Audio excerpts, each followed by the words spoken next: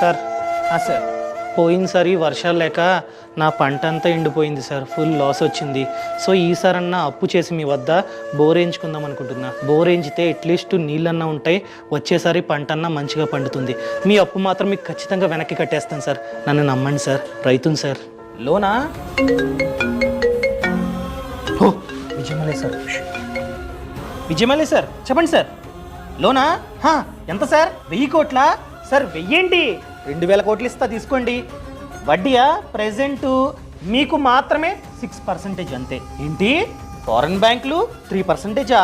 అయితే 2%కే loan sanction చేస్తా, తీసుకోండి సార్. సార్ నా లోను మీకైతే 30%. 30%?